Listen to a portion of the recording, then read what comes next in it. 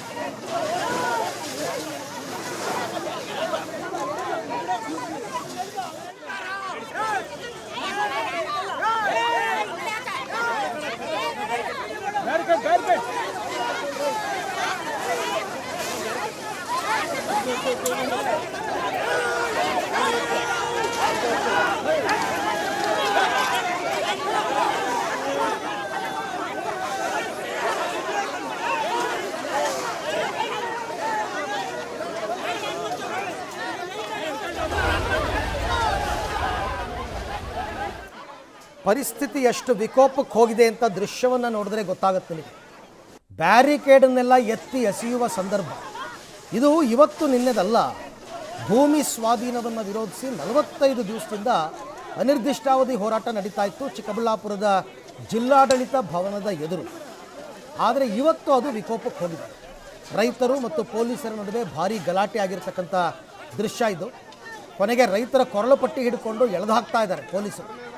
ನಮ್ಮ ಮೇಲೆ ಯಾಕೆ ಈ ರೀತಿ ದೌರ್ಜನ್ಯ, ಇದು ರೈತರು ಪ್ರಶ್ನೆ ಮಾಡ್ತಾ ಇರ್ತಕ್ಕಂಥದ್ದು. ನಾವು ಹೋರಾಟ ಮಾಡ್ತಾ ಇದ್ದೀವಿ, ನ್ಯಾಯ ಕೇಳ್ತಾ ಇದ್ದೀವಿ, ನಮ್ಮ ಹಕ್ಕನ್ನು ಕೇಳ್ತಾ ಇದ್ದೀವಿ, ಅದರಲ್ಲಿ ತಪ್ಪೇನು? ಆದರೆ ಪೊಲೀಸರಿಗೂ ಕೂಡ ಏನೋ ಒತ್ತಡ ಇರಬೇಕು, ಎಲ್ಲರನ್ನೂ ಇಲ್ಲಿಂದ ಜಾಗ ಖಾಲಿ ಮಾಡಿಸಿ ಅಂತ. ಹಾಗಾಗಿ ಇವತ್ತು ರೈತರನ್ನು ಒಕ್ಕಲೆಬ್ಬಿಸುವ ಕೆಲಸವನ್ನು ಪೊಲೀಸರು ಮಾಡಿರ್ತಕ್ಕಂಥದ್ದನ್ನು ತಾವು ಗಮನಿಸ್ತಾ ಇದ್ದೀವಿ.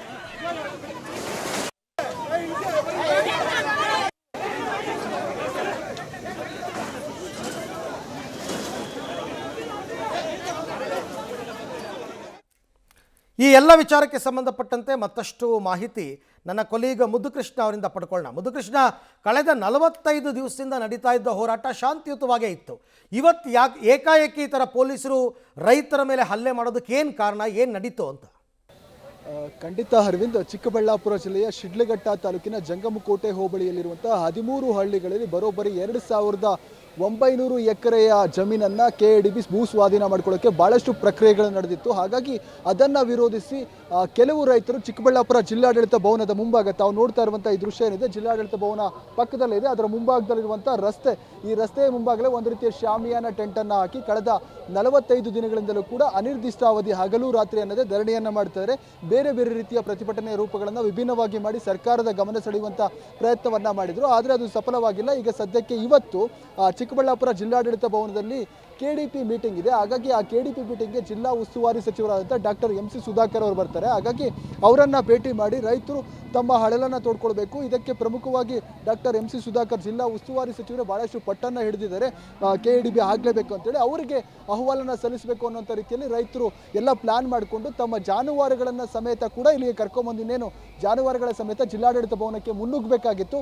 ಆದರೆ ಇದನ್ನೆಲ್ಲ ತಡೀಲಿಕ್ಕೆ ಅಂತೇಳಿ ಪೊಲೀಸರು ಮೊದಲೇ ಪ್ಲಾನ್ ಮಾಡಿಕೊಂಡು, ತಾವು ನೋಡ್ತಾ ಇದ್ರ ಸುತ್ತಲೂ ಕೂಡ ರೈತರು ಇದ್ದಂಥ ಜಾಗಕ್ಕೆ ದೊಡ್ಡದಾದಂಥ ಬ್ಯಾರಿಕೇಡ್ಗಳನ್ನು ಹಾಕಿ ಒಂದು ರೀತಿಯ ಸರ್ಪಗಾವಲನ್ನು ಹಾಕಿದ್ರು. ಹಾಗಾಗಿ ಇನ್ನೇನು ರೈತರು ತಮ್ಮ ಜಾನುವಾರುಗಳನ್ನು ತೆಗೆದುಕೊಂಡು ಜಿಲ್ಲಾಡಳಿತ ಭವನಕ್ಕೆ ಮುನ್ನುಗ್ಗಬೇಕು ಅನ್ನೋಂಥ ಸಂದರ್ಭದಲ್ಲಿ ಪೊಲೀಸರು ಮತ್ತು ರೈತರ ನಡುವೆ ಭಾಳಷ್ಟು ದೊಡ್ಡ ಮಟ್ಟದ ಜಟಾಪಟಿ ಆಯಿತು. ಅದರಲ್ಲಿ ಸಹಜವಾಗಿ ಪೊಲೀಸರು ರೈತರನ್ನ ಮನವೊಲಿಸಬೇಕಾಗಿತ್ತು, ಅವರನ್ನು ಬಂಧಿಸುವಂತಹ ವಶಕ್ಕೆ ಪಡೆಯುವಂಥ ಅವಕಾಶ ಇತ್ತು. ಆದರೆ ಅವರನ್ನು ವಶಕ್ಕೆ ಪಡೆಯುವ, ಅವರನ್ನು ನಿಯಂತ್ರಣ ಮಾಡುವಂತಹ ಸಂದರ್ಭದ ಬರದಲ್ಲಿ ಅವರ ಕೊರಳಪಟ್ಟಿಗೆ ಕೈ ಹಾಕುವಂಥದ್ದು, ಅವರ ಮೇಲೆ ಹಲ್ಲೆ ಮಾಡುವಂಥದ್ದು ನಿಜಕ್ಕೂ ಕೂಡ ಖಂಡನೀಯ ಅಂತಲೇ ಹೇಳ್ಬೋದು. ಕಾರಣ ಯಾಕೆಂತಂದರೆ ಪೊಲೀಸರಿಗೆ ಎಲ್ಲವೂ ಇದೆ ಅಂತ ಹೇಳಿದ್ರೆ, ಲಾಠಿ ಇದೆ ಅಂತ ಮಾತ್ರಕ್ಕೆ ಎಲ್ಲವೂ ಮಾಡಲಿಕ್ಕೆ ಸಾಧ್ಯ ಇಲ್ಲ. ರೈತರು ಅನ್ನೋಂಥ ದೃಷ್ಟಿಯಲ್ಲಾದರೂ ನೋಡಬೇಕಾಯಿತು.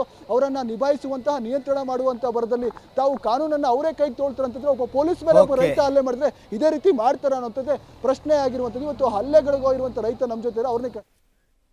Right, thank you Muddukrishna. ತಮ್ಮ ಎಲ್ಲ ಮಾಹಿತಿಗಾಗಿ ಧನ್ಯವಾದ.